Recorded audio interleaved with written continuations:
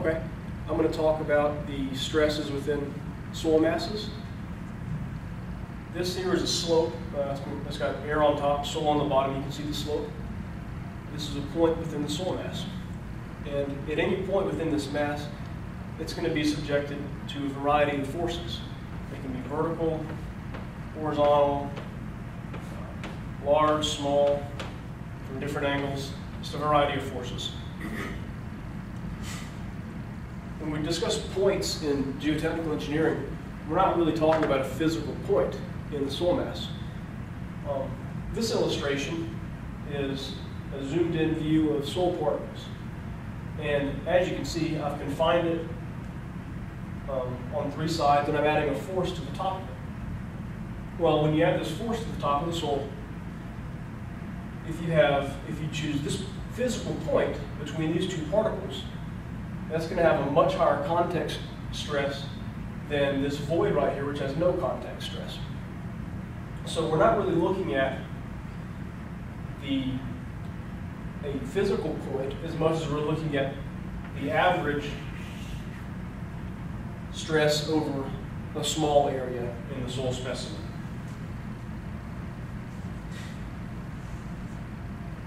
Okay, so now that we've gotten that out of the way, as engineers, we typically like to work in horizontal and vertical components, especially as geotechnical engineers. So what we do with all these variety of forces acting on this point is we resolve them into vertical components, horizontal components, and also shear components acting along the vertical and horizontal planes.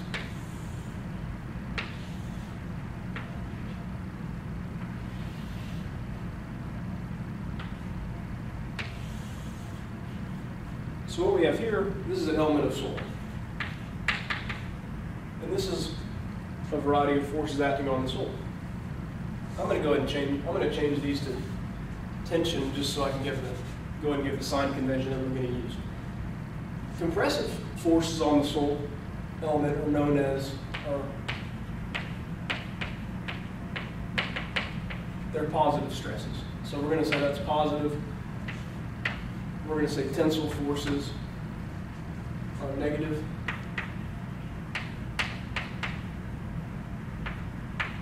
And for the shear forces, we're going to say that any force or any shear which causes a positive moment about a point just outside the element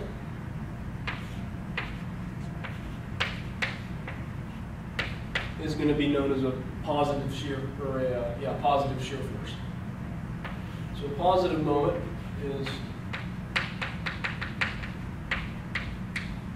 positive shear, and a negative moment up here, so that makes a negative moment. So that's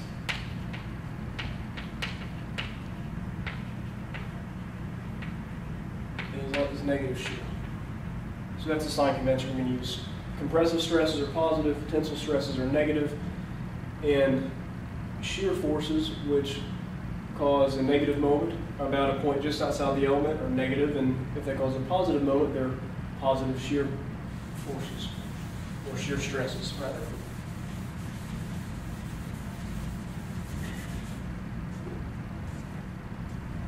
There's an easy way to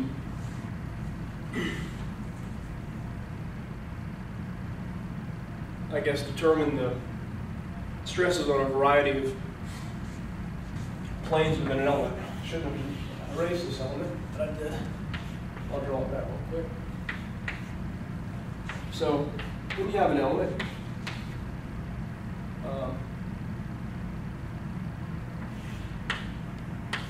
here, we know the force is acting on this plane and this plane within this element. But we might want to know the force is acting on another plane, like maybe that plane, or this plane, or that plane, or any other plane that acts through this element, or at this point in the soil mass. So there's a simple way to do this, and that's called Mohr circle. And there's a pole method, which I'll go through later. But right now I'm just going to give you the simple, or I'll go through what the Mohr circle is and what it does, and the important parts. Okay. So let's say we have an element of soil.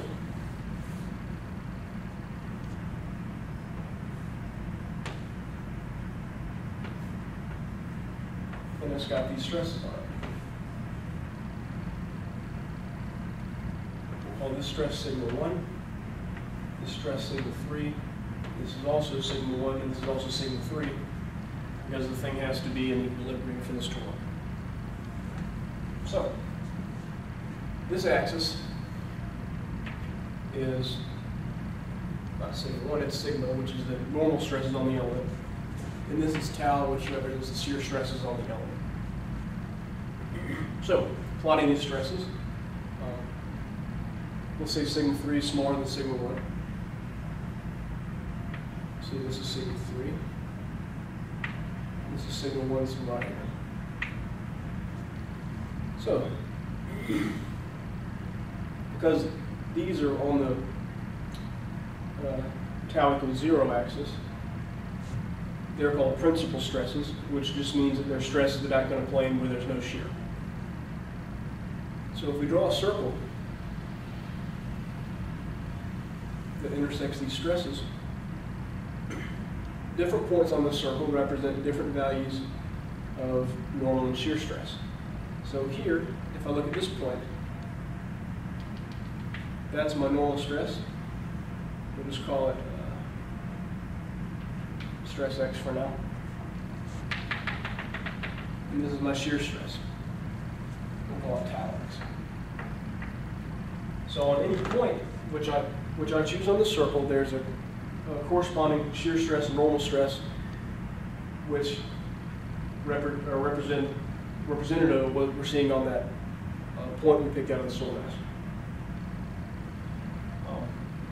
But earlier we said we wanted to find the different stresses at a variety of planes, maybe in the element. So here's a point which I'll go over an example in a couple minutes and show you how to find it. It's called a pole, and that's I'll call that P. And the thing about the pole, which is important, is that any plane you put through the pole, where that plane intersects the Mohr circle, there is a corresponding shear stress, normal stress and shear stress, and anywhere that plane goes through the pole that intersects the Mohr circle, this shear stress, or this normal stress and this shear stress act on that plane at that angle. So here you know that this normal stress and shear stress act on this plane at this angle, and this would act on this plane at this angle. So we have the principal stresses, which are sigma 1 and sigma 3, and that just means that they act on a plane of no shear, which is shear equals 0, which is right here. And then you have your pole, which is the origin of the planes, is one way to say it. It's where every plane that has a shear stress and a normal stress for this soil element will pass through the pole.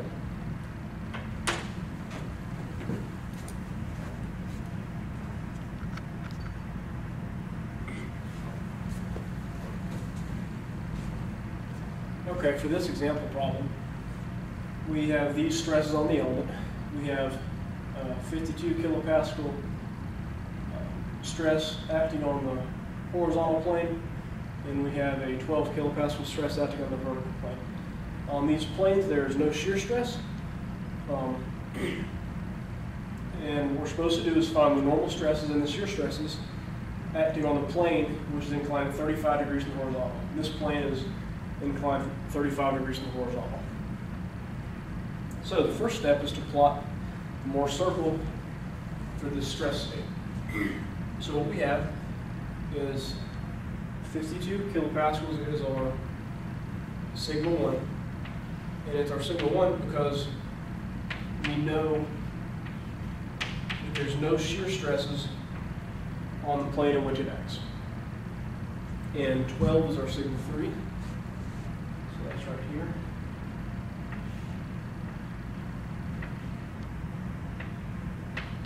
And there's also no shear stresses on the sigma 3 either. Actually, it is.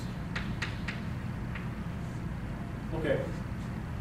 So to find the center of the circle, it's this center between these 2 points, which is 52 plus 12 divided by 2 is 64, divided by 2 is 32. So the center of your circle is right here. And then what you do is you take a compass out and draw this circle. Well, I don't have a compass this big, so I made a couple of tick marks so I can easily draw this circle.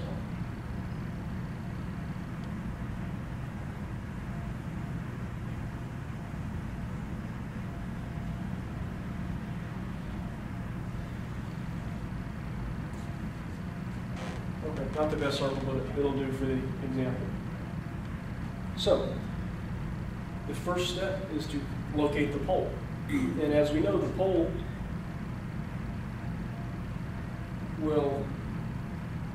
is the intersection of all the planes and the state of stress that they act on.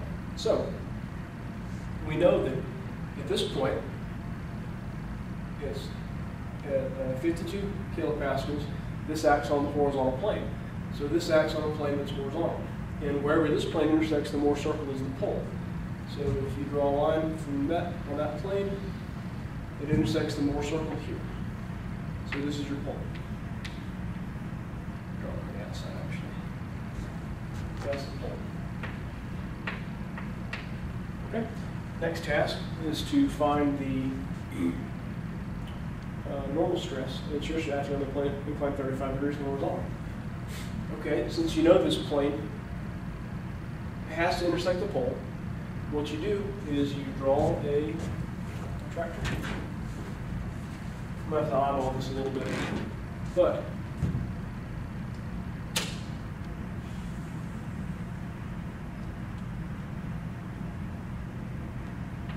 you draw a line that acts 35 degrees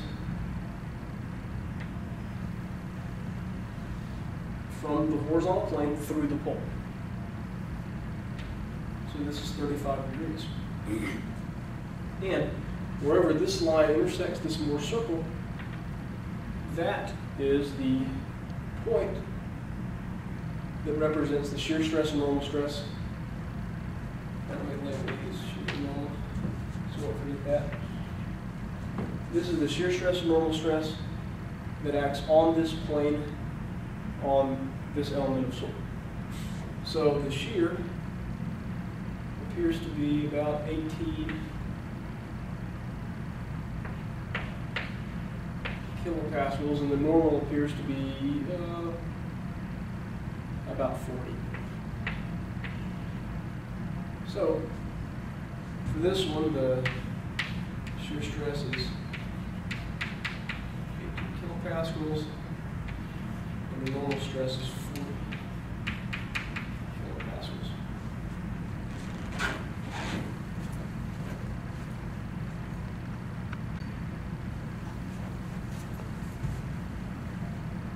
Okay, the next example is really similar to the first example, except we've rotated the element clockwise by 20 degrees.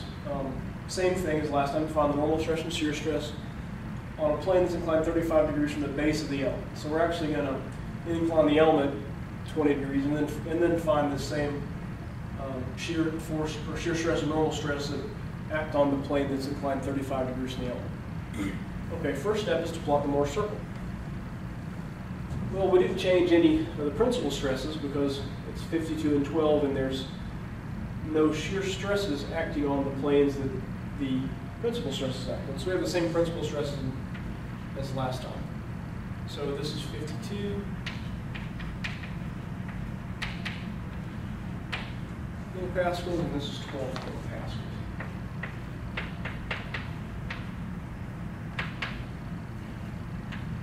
Okay. So the next step is to, of course, find the pole. Well, I'm going to find it two different ways just to illustrate how the pole is found. Because the last example I don't think it did a very good job of illustrating it. But let's start with this point. 52, 0. Okay. Since we've inclined the element 20 degrees, this stress no longer acts on the horizontal plane. It acts on a plane that's inclined 20 degrees from the horizontal. So,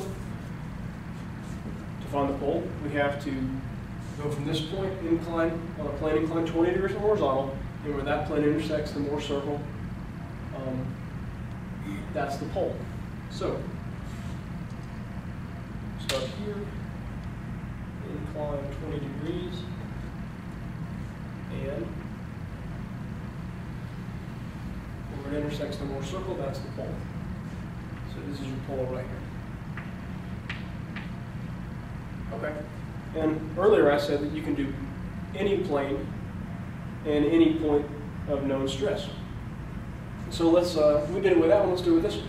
We know that this is 12 kilopascals, and it acts on a plane that is, well, on this plane, from that side. But this plane is not 20. This plane is actually 20 degrees plus 90 degrees. So it's 110 degrees from the horizontal. So if we get our tiny protractor out, from that point, 110 degrees is right there. And if you draw a line from this point, at 110 degrees, it's going to intersect the Mohr circle at the pole also. So that's just showing you how you find the pole from two different approaches, just to kind of illustrate how the pole works. Okay, so after you find the pole, the next step, we're going to find the normal stress from the plane. So we have to incline a plane 35 degrees. It's from the base of the element. So the base of the element is on this plane. So we have to incline a plane 35 degrees from the base of the element. And remember, the plane that we're using has to pass through the pole. So we'll start at the pole. Let's see, 10, 20, 35. Start at the pole, and we'll draw a plane from the pole at an angle of 35 degrees, and we'll see where it intersects the Mohr circle. Okay? And at 35 degrees, it intersects the Mohr circle here, which is actually the same coordinates as last time, and I'll explain that in a second. It appears the normal stress is about 40 kPa, and the shear is about 18 again. So that's the same answer we got last time. Might seem a little odd, except all we did was rotate the element in space. We didn't change where the plane was that we're cutting.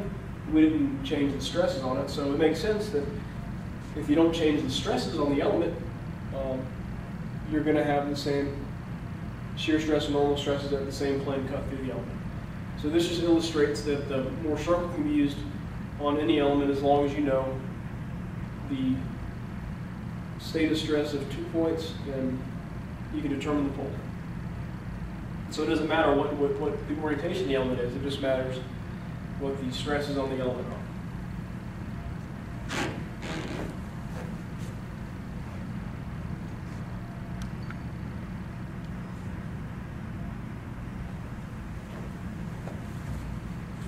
Okay, we have an example this time that's a little more complex than the last two. We got this element of soil. It's got 6 megapascal compressive stress coming vertically and 4 megapascal tensile stress horizontally. It also has 2 megapascal shear stresses. They're negative or positive depending on which face it's on, but you have them on the edges.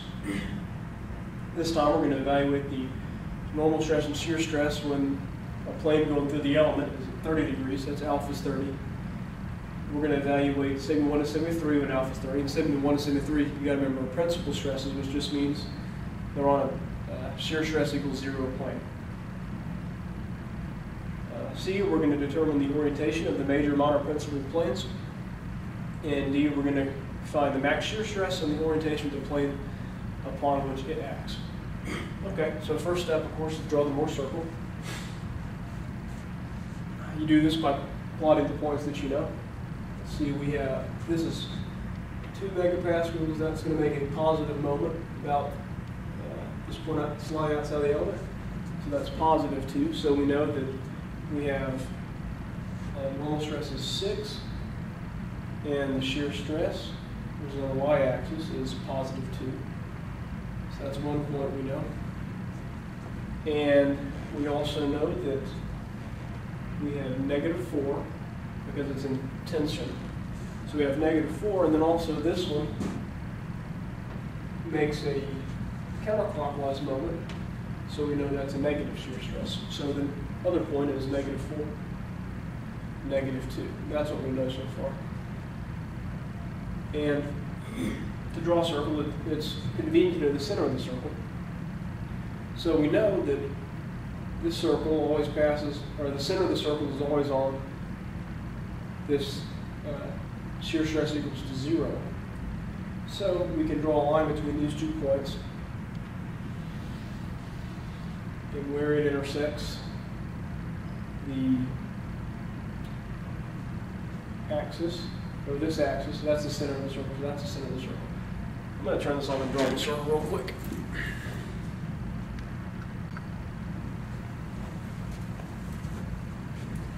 Okay, got the circle drawn. It was a little bit more difficult without a giant compass than I'm used to.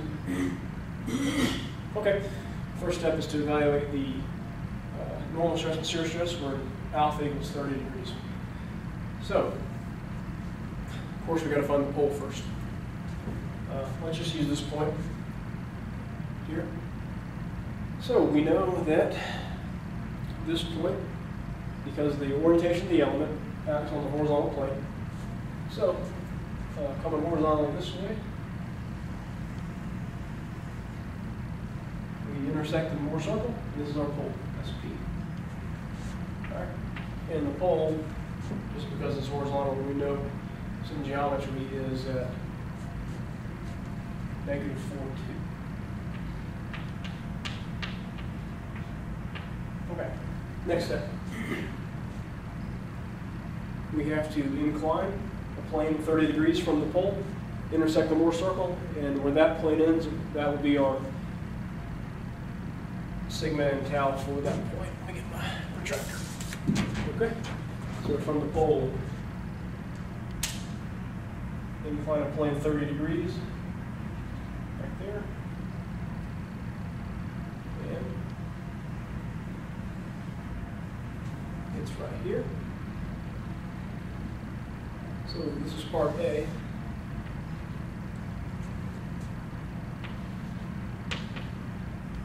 The normal stress, we're going to call that about 1.2. This is in megapascals. And the shear stress is, looks like 5.2 to me.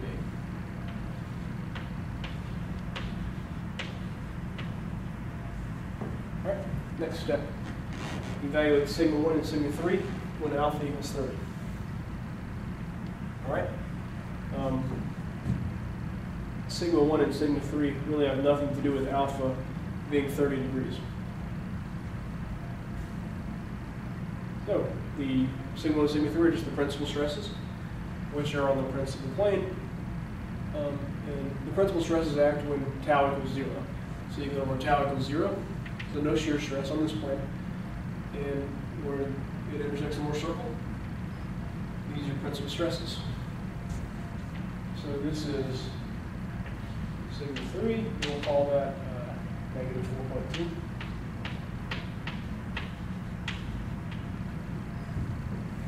This is sigma 1, and we'll call that 6.2. It's a positive 6.2. And these are megapascals. All right. Let's see, next step, determine the orientation of the major and minor principal planes. Okay, the major principal plane is the plane that sigma 1 acts on, which is the angle of the plane is the angle of the plane that acts from this point to the pole. So we'll draw that plane.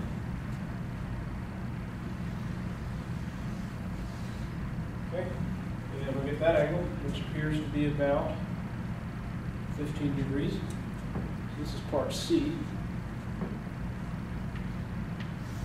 So the major principal plane is acts 15 degrees clockwise from horizontal. And the minor principal plane is the plane upon which this stress acts, and the orientation of the plane is the orientation of it going through, or a plane drawn through the pole.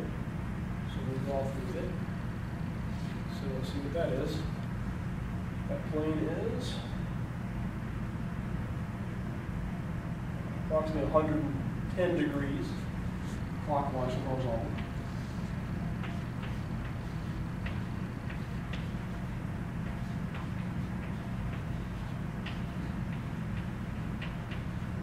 And again, we need that because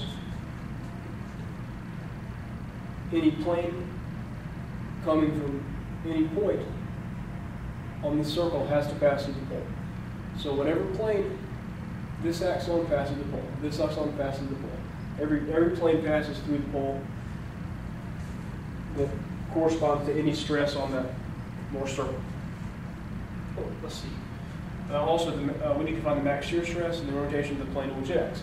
So max shear stress occurs at the top of the circle. It would be right here. So we'll call that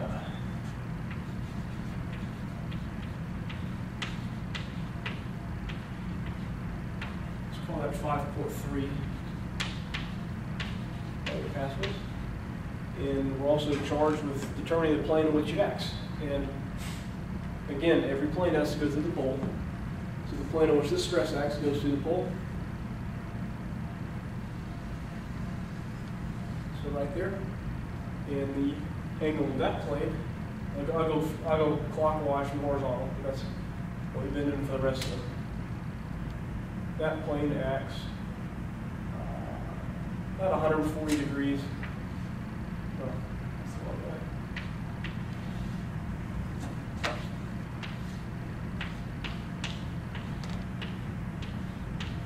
Clockwise from horizontal.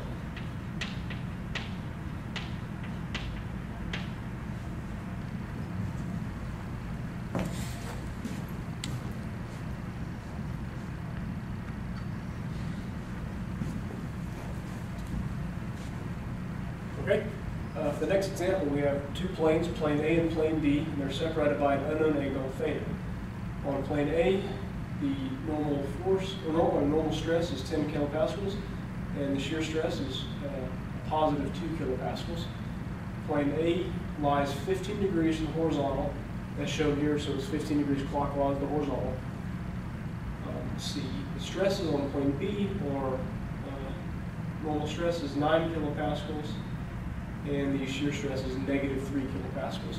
What they want us to do is find the principal stresses and the orientation, the stresses on the horizontal plane, and also find the angle between A and B. So the first step is to construct a Mohr circle. So we know that 2 points. We know point A, which is 10 kilopascals, and 2 kilopascals, so 10 here, 2 is here. So we'll call that point A. And we know another point, we'll call point B, which is 9 kilopascals and negative 3. So 9 is here, 3 is here. That's point B. Okay. Now, we need to construct the circle. So, any 2 points that lie on the diameter of a circle can be connected by a line, and the bisector, or the perpendicular bisector of this line, passes through the center of the circle. We also know that the center of the circle lies on this tau equals 0 axis. So let's see if I can figure out how to make this a bisector.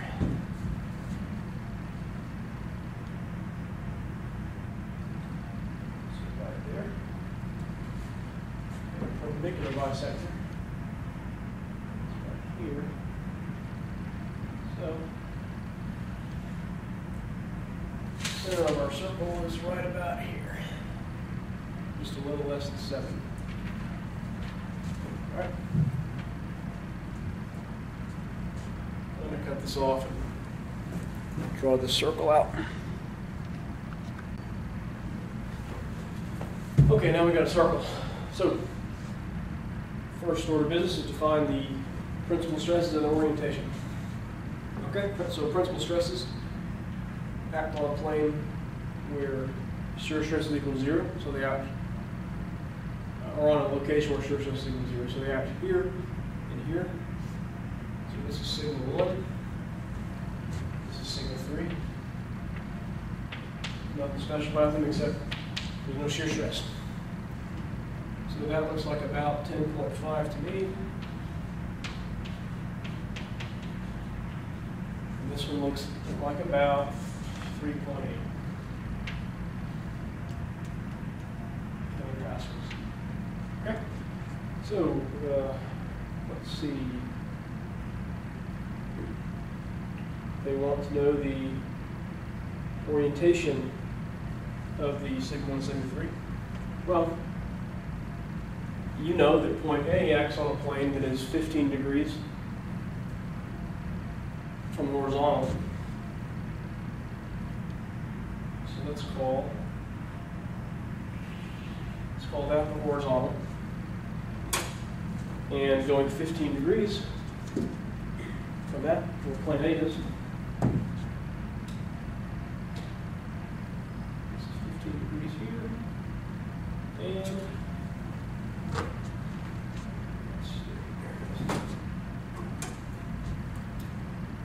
so from point A, 15 degrees in the horizontal is here. And we know that any point or any plane originating from a point where the plane,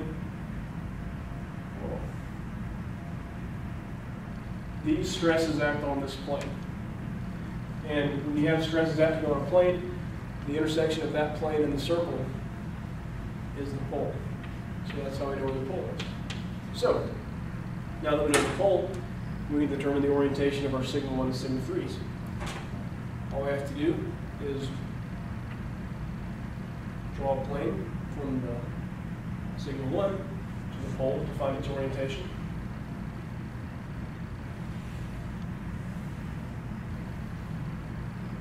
And measure that, we get 35 degrees. So sigma 1 is oriented 35 degrees clockwise, horizontal. And to find the orientation of sigma 2, sigma 3, we go from sigma 3 to the pole. And the orientation of this one from the horizontal is 135 degrees clockwise. So this angle is 135 degrees clockwise. Horizontal. Okay, so that's part A. The next step is to find the stresses on the horizontal plane. So, the horizontal plane always, or obviously cuts to the pole because all the planes cut to the pole. But it's horizontal, so pole or horizontal plane, and where this plane intersects, Mohr circle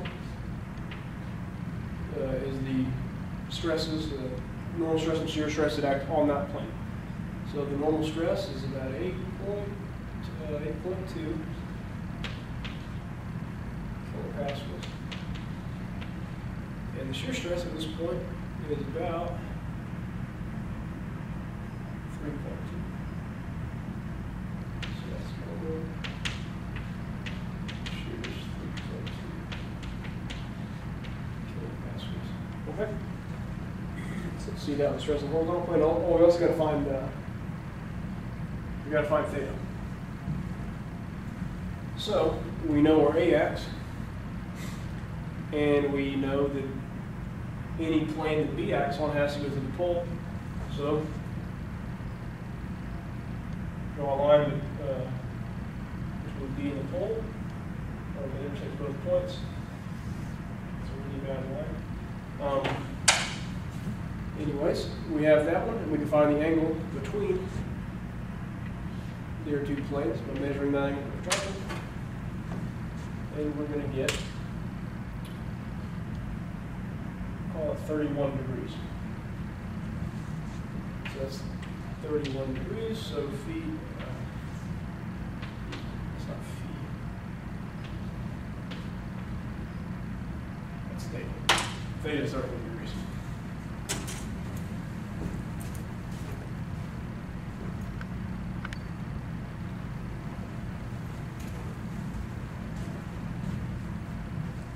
In this example, we have an element with stresses shown. There's 4 kilopascal stress, 8 kilopascal stress. Those with normal stresses. And then we have shear stresses of 2 kilopascals on the sides.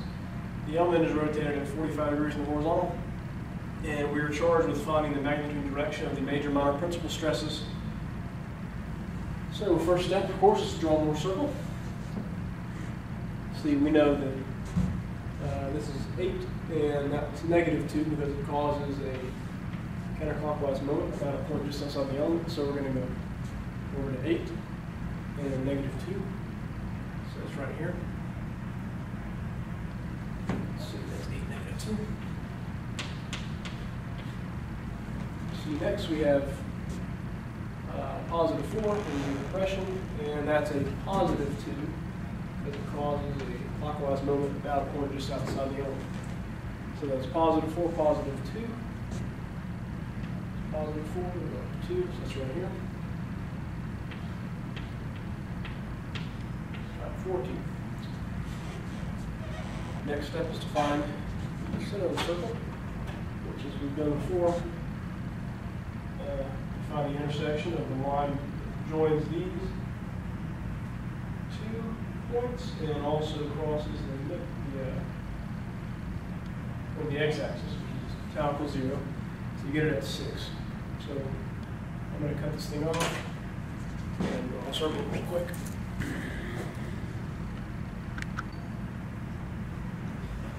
Okay, that's pretty good for freehand.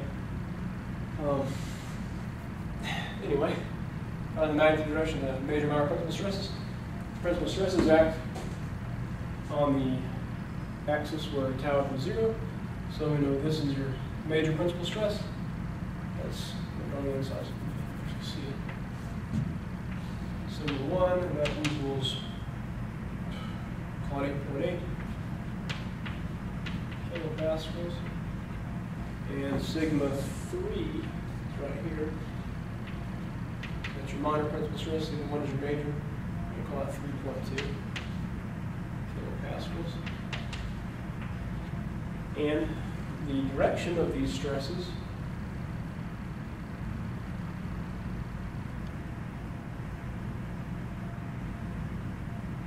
goes through is where the plane of these acting across the pole. So we have to find where the pole's at. And to do that, we are going to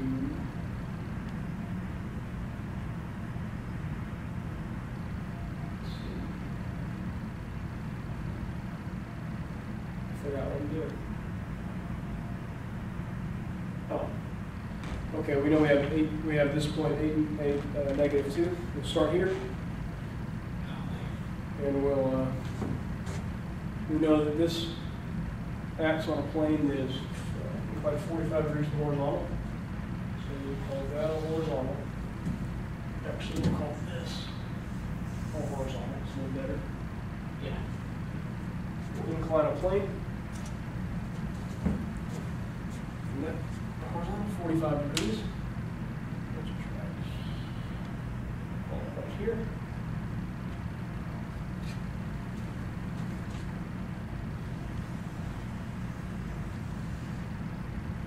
Right. So, where this plane intersects the Mohr circle, that's the pole.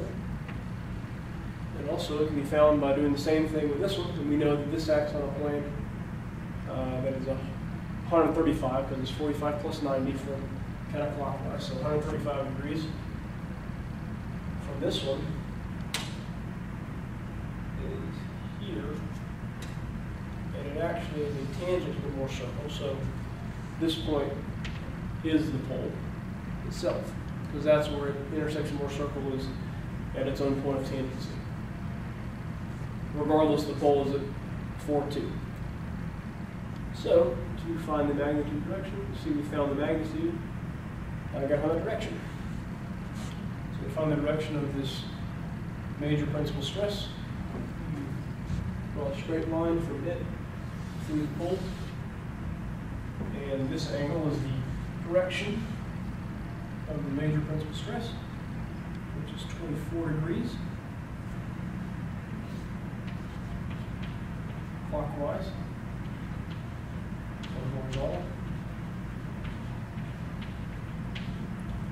And to find the direction of minor principal stress, draw a line from the minor principal stress to the pole and measure that angle. Should be that plus 90, maybe 114. Yeah. 114 degrees clockwise. Horizontal. So that is the magnitude direction of the major and minor principal stresses on this element.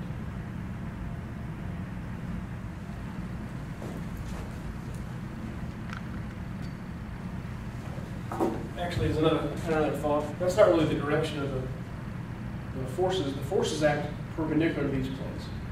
So sigma 1 actually acts here, and sigma 3 acts perpendicular to this plane. So that's actually the direction of those principal stresses. So this is the direction of the plane it acts on. This is actually the direction of the stress.